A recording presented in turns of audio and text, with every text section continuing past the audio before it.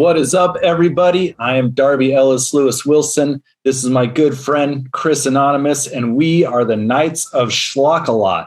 Chris, I have a riddle for you once more. Riddle me this. What do you get when you combine a Knight's Tale with Easy Rider? Knightriders.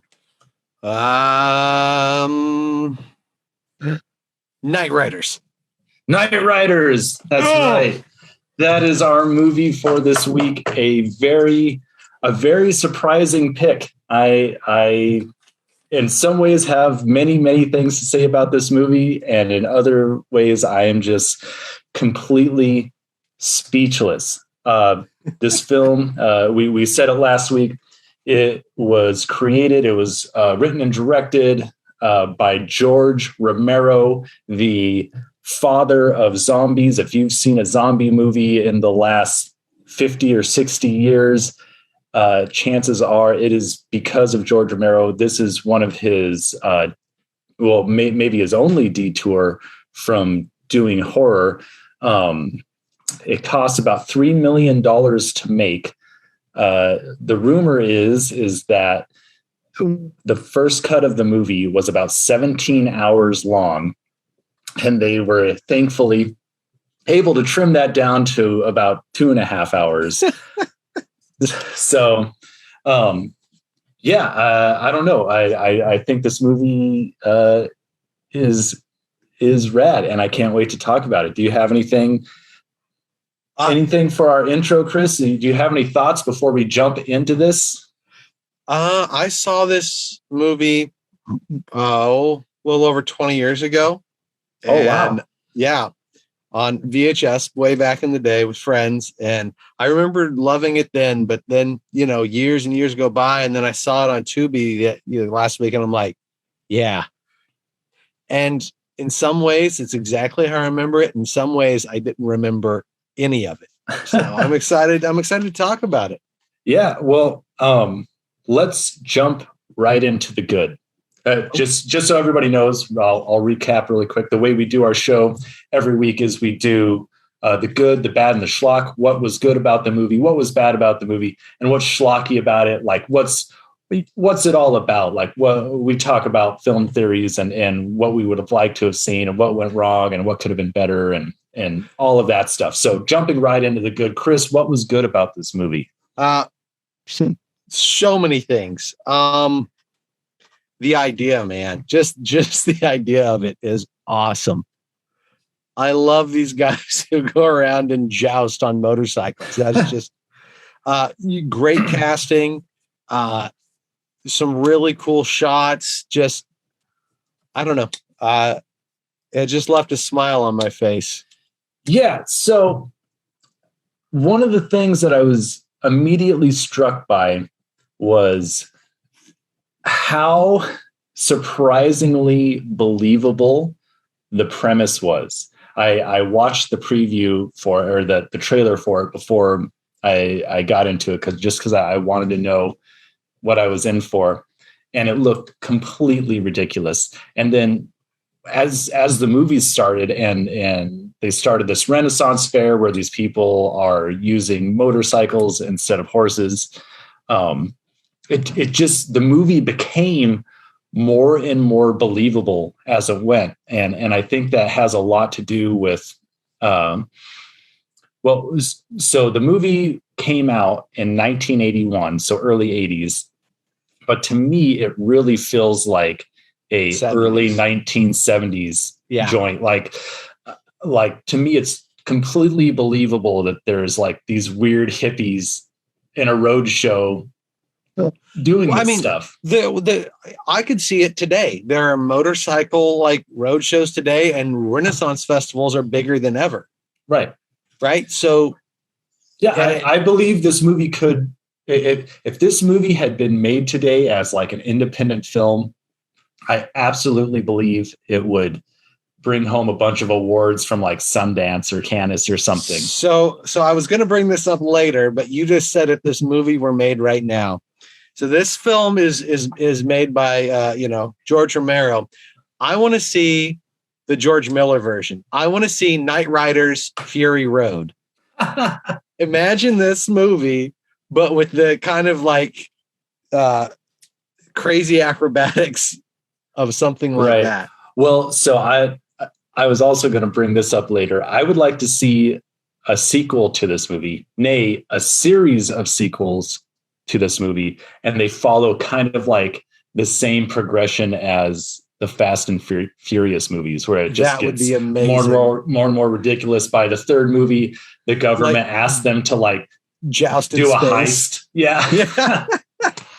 Like, okay. Yeah, that would be amazing. But yeah, I just, the whole time I'm thinking, I'm like, man, if you had someone with like some really awesome stunt choreography, just you could do, because it was cool how they did it. They did a good job. They had some really good shots. I thought the jousting itself looked a little ridiculous. And then when they did the sidecar thing, they got on the back of the sidecars and they swung stuff around and hit each other. That looked a little silly to me. But once they did like the one-on-one combat, just like one person, one motorcycle, and they like went around and hit each other with swords. That looked pretty cool. Did you ever play a really old video game? I think it was like Super Nintendo Genesis called Road Rash. Yeah, you could like get a motorcycle and you go up beside people and you hit each other with the chains and stuff. Yeah. It was should have done like the Knightriders version of Road Rash. Okay, so I want to talk about one other good thing before we move on. Oh, I got some good things. Okay, so I'm gonna say this one thing and I want to hear all your good things. The theme. This movie actually was about something. Like, was it? I think it was trying to be. Yeah, I think there were some really cool. I think it was trying to be also trying. I think there were some really cool philosophical ideas in here that you don't see in a lot of movies, and it was really interesting to see it played out. Now, do I think it was completely successful? Absolutely not. But I put it in the good column for trying. Like, I haven't seen a movie try that hard to be about something without necessarily being preachy. Yeah. Yeah, that's fair. I could agree with that. And so I'll go into my good column. And I think where I can agree with you at is that, right, you said it explores all these things without being preachy. And I have to give that solidly to the cast. I thought the cast of this movie was wonderful. It blew me away. I mean, it was very interesting to see these people that I've never seen anywhere else other than like Dawn of the Dead, Day of the Dead, The Crazies. So, right, George Romero basically like used all of his buddies and friends that he got making all these other movies. He's like the Judd Apatow of horror, right? He just like got his buddies and made movies with them. Right. And so that was very delightful. And I was trying to like look these people up on IMDb, and a lot of them, right, they're not big actors. They don't have a lot of other credits to their name. My favorite cast member, this is his only movie. Yeah. Merlin, right? Merlin, Brother Blue, man. He and Tom Savini were standout to me, but yeah, Brother Blue, Merlin right here. I thought, what a great concept of the mystical, of the wizard, right? He's like this blues singing. Did you research him very much? No, just to see what else he was in, and I was surprised that this is his only like movie role. He's in I think he's a performer. Yeah. So I kind of did a deep dive because I loved him so much. And I'm like, I've seen him in something else. I haven't. Deep Brother Blue. Right. So he's like Harvard alumni, master storyteller. Like he walked around and just told stories. The butterflies, that's him. The harmonica, that's him. Like he died like in 2009 at like 88 or something like that. But he was considered this just brilliant. Like, yeah, it was just really cool. Just like a brilliant orator, or just going around and telling stories and making stories, and just yeah, it was just really cool. And they had like a little society of like storytellers, and like, you should look them up. It's kind of interesting. That is really interesting. I mean, as soon as he pulled out that harmonica when he's stitching up King William there, I'm just like, no way. I love this character. I think I love this movie. Well, and that scene where we just had the picture and you're talking about it, that's the one that gives me the theme of probability versus predestiny. Like he's talking, and it's I thought that was brilliant. I really did enjoy that. Yeah, and like the way he tells the story, and Shakespearean, and goes back of like, is the blackbird coming for you, or are you going to find a blackbird and make it kill you? Like, it's just really.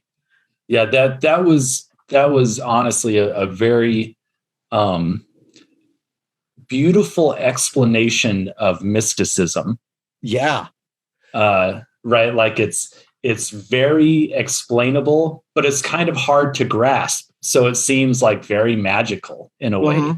And it gives your imagination a place to go of like, oh, is this what like old magicians and wizards and the shaman and people like that throughout history, is that really more what they were? They were just kind of these hippies that probably did a lot of drugs and were just very intelligent and could put the pieces together the way other people couldn't.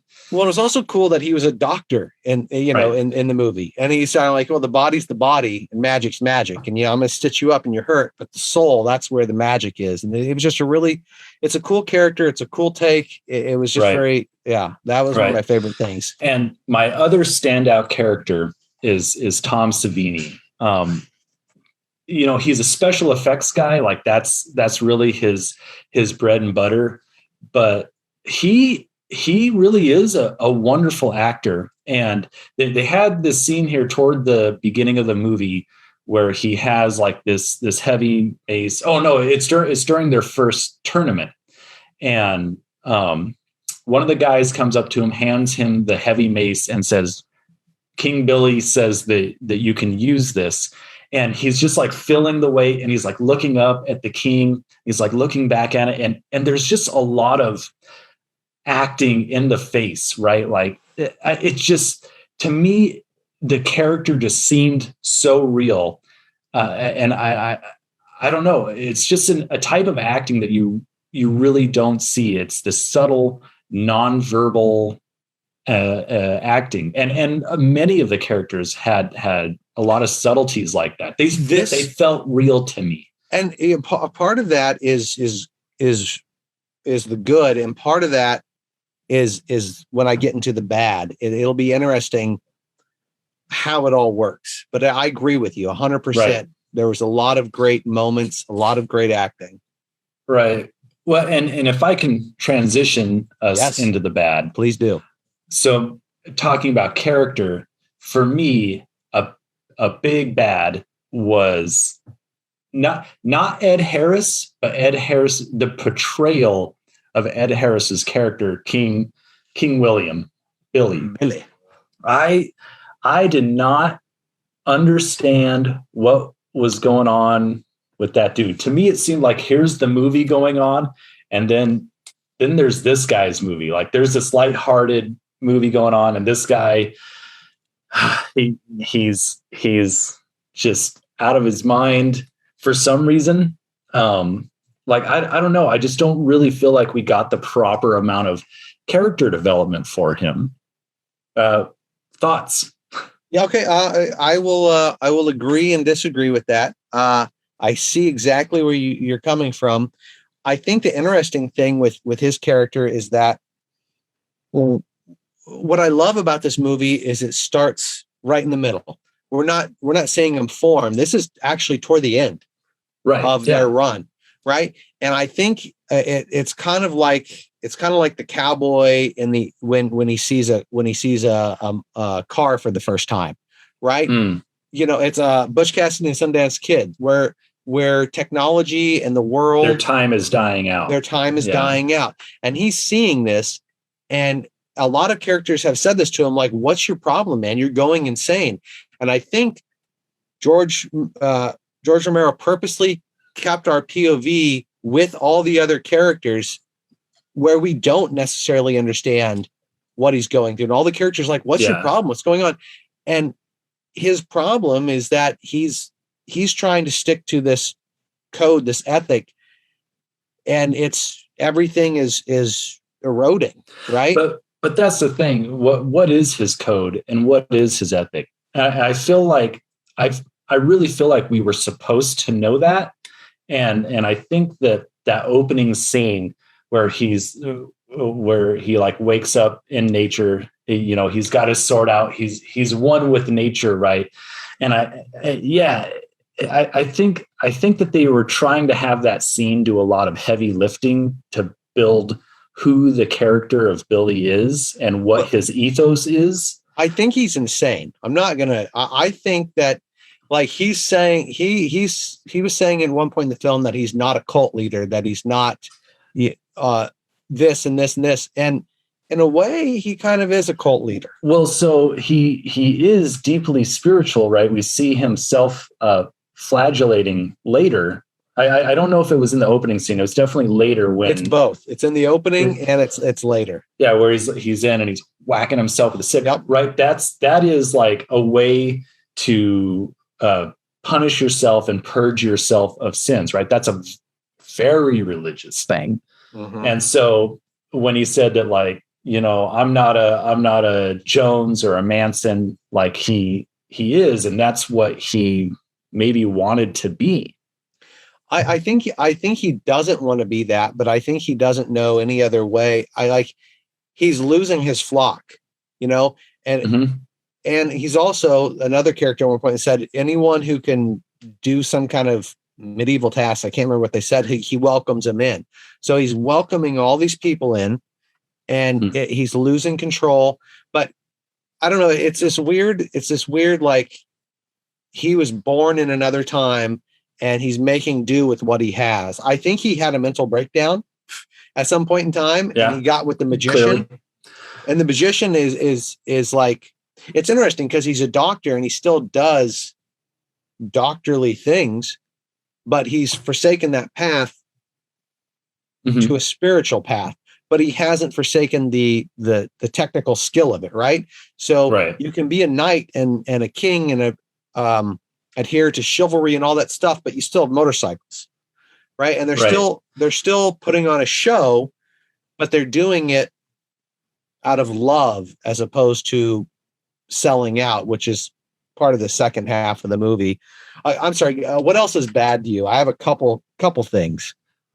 Well, and so it seems like we're at odds on this, because I felt like it was thematically very disjointed, and I've written down a few things that just, to me, makes it feel like I don't, in the end, I don't know what this movie was about. I know that it had like these things in it, but I don't know what it was about. And I feel like the what might be the best line of the entire movie sums up probably Billy's character of do you know what line I'm talking about? There were so many good lines. Which one is it? I'm not trying to be a hero. I'm trying to fight the dragon. Yep. Like, right, just completely out of nowhere. It's clearly a mental breakdown. That kid thinks I'm evil Knievel. I don't want to be a hero. So, okay, the dragon. What is the dragon? Is it the government? Is it modern lifestyle? Yeah, right. I think it's modern lifestyle. Yeah. But it seems like, I mean, the fact that he has a problem with the police, it seems that you could like put the government in there. Right. There's just a lot of things that you could be like, what's the dragon? Like, what's he trying to get away from? Well, I don't think it's any one thing. I think it's dragons. And well, so have you seen the movie Easy Rider? Long time ago. So I haven't seen it.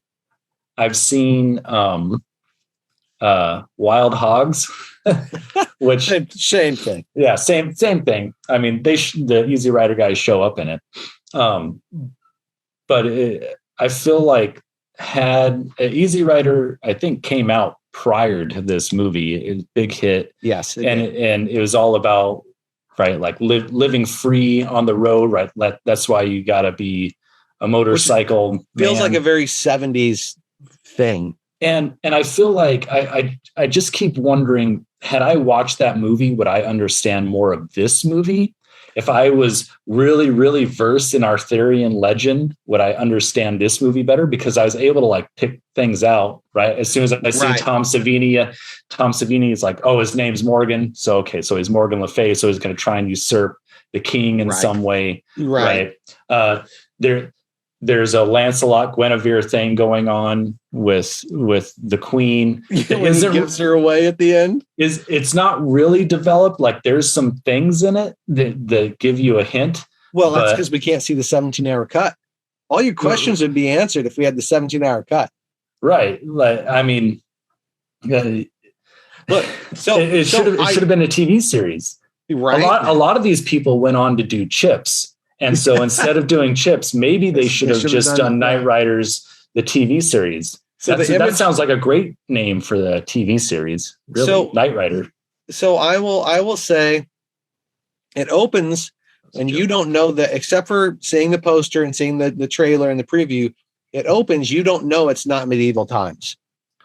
In fact, you're led to believe it's medieval times until he puts the helmet on and it's a bicycle, which is just amazing juxtaposition. But I think that's the theme right there, is that these people have a different ideology, but they're trying to make do in this world. Right. So I agree with you. There are way too many themes that are dropped. It's a mess. It's meandering. It's too long. Part of that's awesome though. Like I love a scene. Where they're sitting around the campfire after everything's done and they're singing and they're talking to each other and they're talking, the one's asking the other if they're coming out. It just feels very like realistic. It feels like very lived in. And that's part of what you were talking about, how these actors were so good. I think it's because they had these moments of just acting. Like there's no point to that scene except for let's just get to know the characters and what would actually happen here. And so I think that's a good thing and a bad thing in this movie, because it is with it being 17 hours, right? I'm sure there's some statistic out there of like for every minute of film you actually see, there's probably however many minutes of film that you don't see. Right. Left on the cutting room floor. And I'm wondering if like, okay, if they did this for 17 hours, what if they just like sort of lived this life for like a month? Which would be amazing. Right. And I heard somewhere that this movie was semi-autobiographical for someone. So like they were like on the Renaissance circuit for a summer or something like that. Nice. We're really starting to get into the schlock because we're talking about the theme. Let's move into schlock. Go ahead. And this might be a nice transition. One other thing that really bugged me was I kept calling it Chekhov's mace. Within the first couple of scenes, right, they make a big deal out of that mace that's very heavy that Tom Savini is going to use. And, obviously it does come into play. Yeah, it causes the injury that he has to get stitched, but that happens. That's ultimately going to kill him in some way.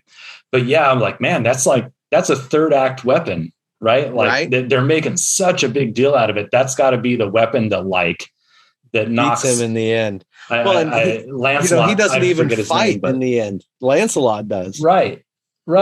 And such a weird ending. Okay, so let's go to Schlock. That ending, man. The last 15 minutes, the last 10 minutes, I love.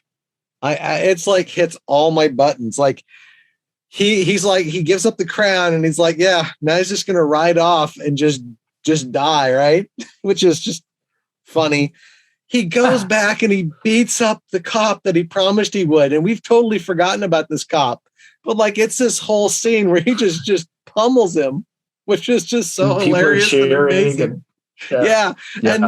And then his Native American buddy, who just showed up out of nowhere, like 2/3 into the movie, pays for it with this little thing he rips off his belt buckle. Right.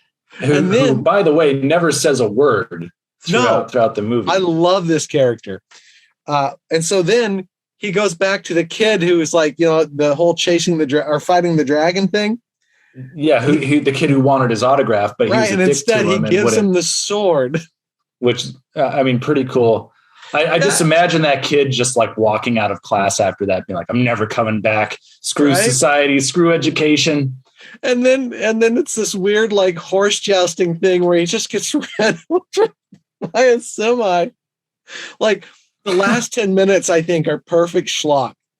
It hits all my buttons. So interestingly enough, I watched these movies with my girlfriend, God bless her, and she has seen the motorcycle series Sons of Anarchy. And she, like throughout this whole movie, like we're kind of pausing it and talking about it. And she's like, that's in Sons of Anarchy. This is in Sons of Anarchy. And that death scene is very similar, like that, not just the death scene, but the whole like going in and like visiting the kid and like taking care of your vendettas and then like getting hit by the truck. That mirrors, or I should say, a death scene in Sons of Anarchy mirrors that. We went and watched it afterward because I had never seen it. I was like, yeah, wow. So this movie like has really influenced, I don't know, a subculture of people that like motorcycle stuff. That's interesting. Huh. Yeah. I don't know. The sexy night, man, that was when he's like getting photographed. Oh man, this is like just perfect schlock. Yeah, that was a great scene. So, that image flashed right before it cut to a commercial. Right, like, it did to me too, and I'm like, what? No, Tubi, get back to it. So here is also like, it's funny, it's silly looking, but it's also him seeing like the trappings of what selling out. Right. And what's interesting is William the King, Billy, they ask, how long are we going to camp here? And he's like, well, rent's already paid. We're staying here until they come back. And they're like, well, some might come back. And he's like, they're all coming back. Yeah. And that's kind of his arc, is he's waiting to see if what he's taught people to stay true to themselves, whatever that means. Right. And when everyone comes back, it's this really touching scene. It almost makes you tear up a little bit. Like, when Lancelot's, I want to fight for you, and he wants to challenge you. And then, so this scene right here, where it's very triumphant, and they're returning, like the people that just needed some time away, they're returning. And the people that tried to sell out, they're returning. And we have that theme music, that la la la la la la la la. I love the music in this. I was just like laughing so hard. And we see their motorcycles for the first time, and I'm like, somehow they get more money and they look more ridiculous. Right. Oh man, so I couldn't take it. Yeah. So then we have this epic like third act fight with the silly costumes. But then at the end, when Morgan wins the crown, he does right. And he goes and gets his grease monkey girlfriend and crowns her. And he tells the weaselly guy who's trying to have him sell out to, shove it and stuff. And like, that's enough for Ed Harris's character. He's like, okay, I'll go die now. Yeah, that's fine. Yep. Yeah. Oh, and then Stephen King and Tabitha King have a bizarro cameo. Great cameo. Yeah. But yeah, that third act fight, it was very interesting because they were like kids planning out, like getting to play war together. And you'd think that like they'd be at each other's throats and hate each other, but they have this whole thing where like they're there for the love of it. Right. Like the one night they go out of the ring, and the one night like flips over the car. And so he's out of the tournament, but the other night like comes up and like lets him get on the back of the motorcycle. The other team. They're like shaking hands and hugging, and it's like, so clearly the scene is like, it has a pro wrestling kind of vibe to its roots. they're getting back to its roots of why they began this in the first place. Yeah, they're performers. Yeah, for sure. And they have an aesthetic that they hold to. And so, man. Wow. So time is up. We could spend 2.5 hours probably talking about this movie and trying to pick apart like all of the different things going on. We didn't talk about the girl that got picked up, the runaway, and her right. And yeah, like that's the anti-theme. Like it's so bizarre. So many things I could talk about. What's next week, sir? Next week, I think that I'm going to start us on the very long journey of watching all of the Puppet Master movies. So we're starting with the very first one, Puppet Master 1, 1989, on Tubi. Nice. So, until next time, I'm Darby Ellis Lewis Wilson. This is my companion, Chris Anonymous, and we have been compelled by Schlock. Peace out, guys. I am compelled by Schlock. Compelled by Schlock. Compelled by Schlock. Wait, no.